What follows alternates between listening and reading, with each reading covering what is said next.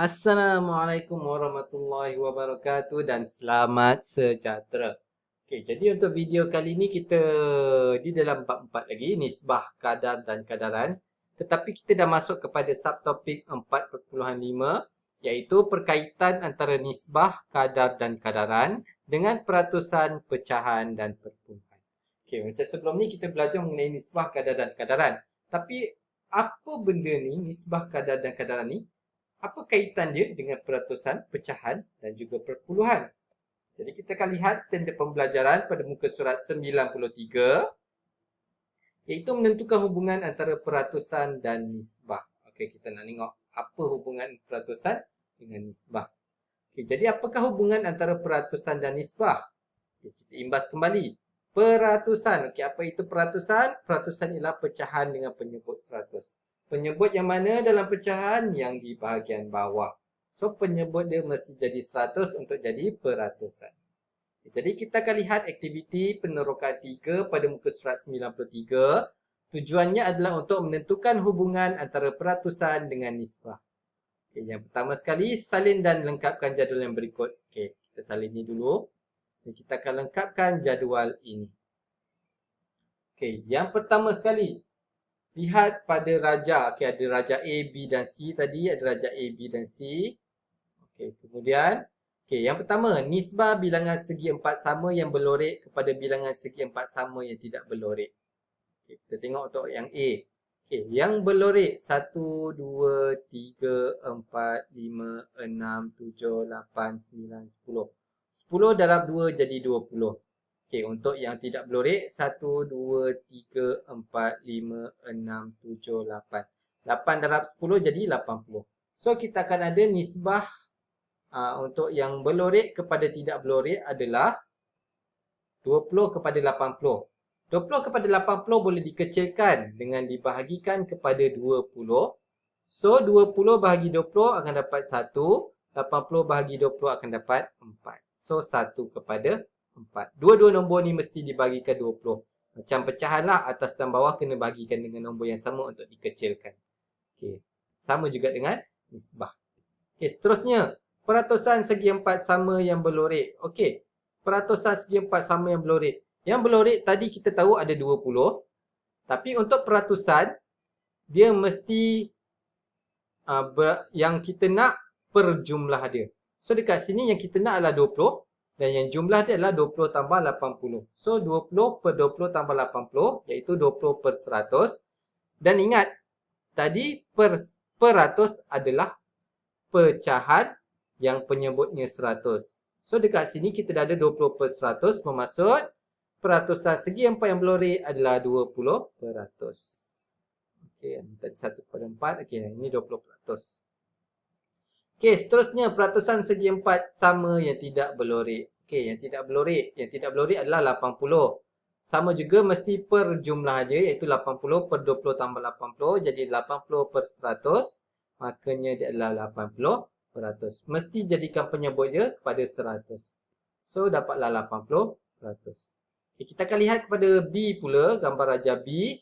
Okay, ada 1, 2, 3, 4, 5, 6, 7, 8, 9, 10. Okay, 10. 1, 2, 3, 4, 5. So, 5 darab 10, 50 untuk yang berlorek. Yang tidak berlorek, 1, 2, 3, 4, 5. Juga 50 untuk yang tidak berlorek. So, kita akan lihat. Okay, kita ada 50 tidak berlorek kepada 50 berlorek kepada 50 tidak berlorek. Jadi, dua-duanya boleh dibahagikan dengan 50. So, 50 bagi 50 jadi dapat 1 kepada 1. Okay, so dapatlah nisbahnya 1 kepada 1. Okay, peratusan segi empat sama yang berlorek.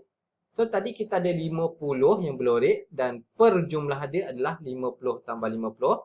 Jumlahnya adalah 50 yang berlorek tambah dengan yang tidak berlorek. So, 50 per 100. Dah ada per 100, maka dapatlah 50%. Okey, so untuk yang berlorek 50%. Untuk yang tidak berlorek, sama juga 50 per 50 tambah 50.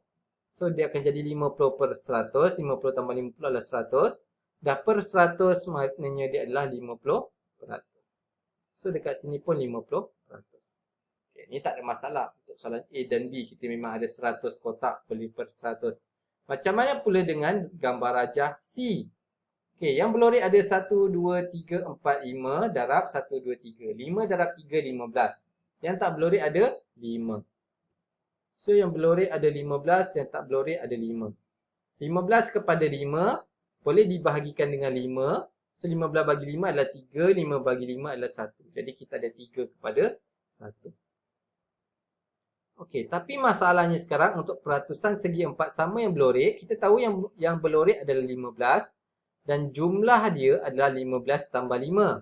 Okey, 15 tambah 5 menjadikan dia 15 per 20. Ini bukan per 100. Jadi macam mana nak jadikan per 100? Okey, 20 darab berapa jadi 100? So, 20 darab 5 jadi 100. Maknanya yang atas ini pun kena darabkan dengan 5. So, dapatlah 75 per 100. Barulah dapat 75 per 100. 75 per 100. Macam mana pula dengan tidak berlorek?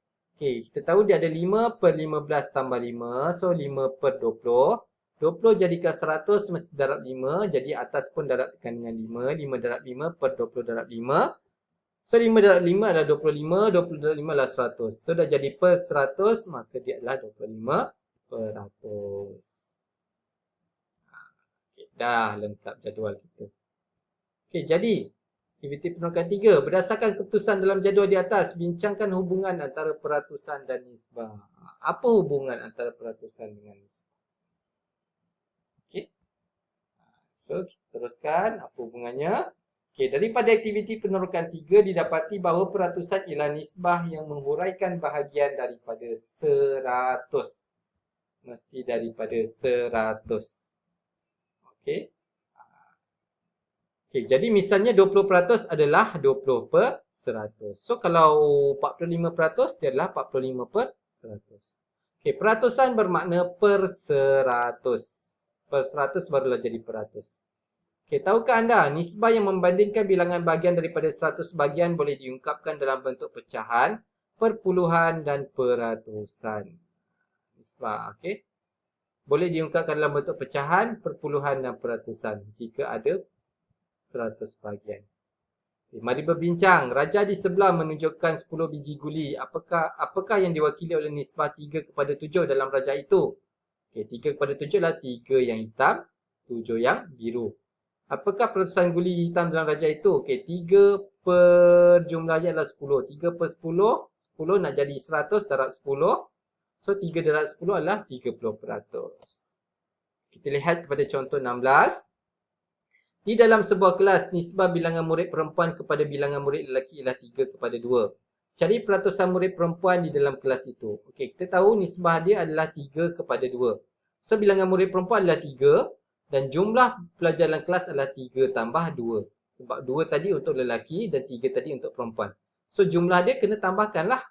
So, 3 per 3 tambah 2 akan jadi 3 per 5. So, sekarang ni nak cari peratusan.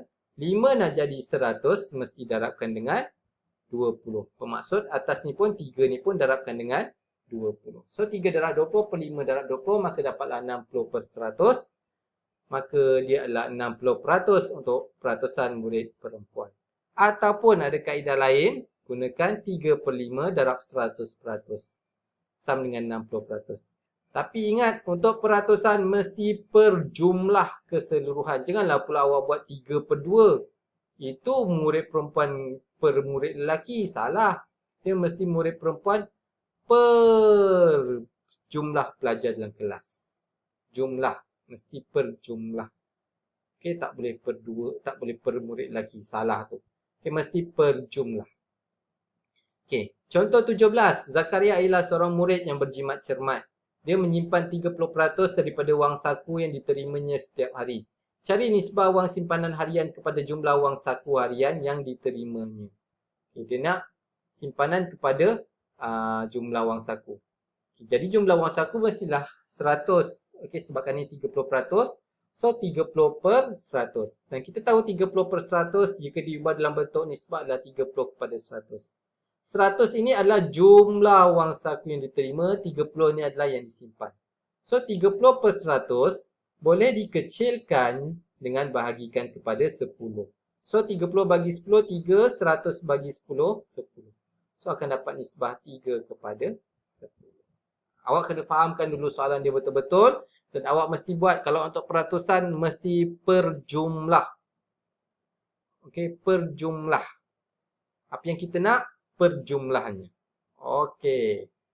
So, sebagai latihan, awak cuba buat latihan diri 4.5a pada muka surat 95. Soalan 1. Di dalam sebuah kelas, nisbah bilangan murid yang bercermin mata kepada bilangan murid yang tidak bercermin mata ialah 1 kepada 3. Cari peratusan murid yang tidak bercermin mata di dalam kelas itu. Ini soalan ni jenis sama macam soalan dalam contoh 16 tadi. Okay, soalan 2, diketahui bahawa 35% daripada sebuah cakra keras komputer, apa itu cakra keras komputer? Adalah hard disk, telah diisi dengan data. Cari nisbah kapasiti yang telah diisi dengan data kepada kapasiti yang belum diisi dengan data. Ini soalannya tipu sikit. Kalau macam contoh 17 tadi, contoh 17 tadi 30%, okey, dia nak nisbah wang simpanan kepada jumlah wang saku. Tapi untuk soalan 4.5a yang 2 ni, nisbah kapasiti yang telah diisi dengan yang belum diisi. So, kalau yang dah diisi 35%, yang belum diisi berapa peratus? Lepas tu buatkan nisbah dia, cari dalam bentuk termudah. Okey. So, selamat mencuba soalan ni. Sekian. Itu saja untuk video kali ini. Terima kasih.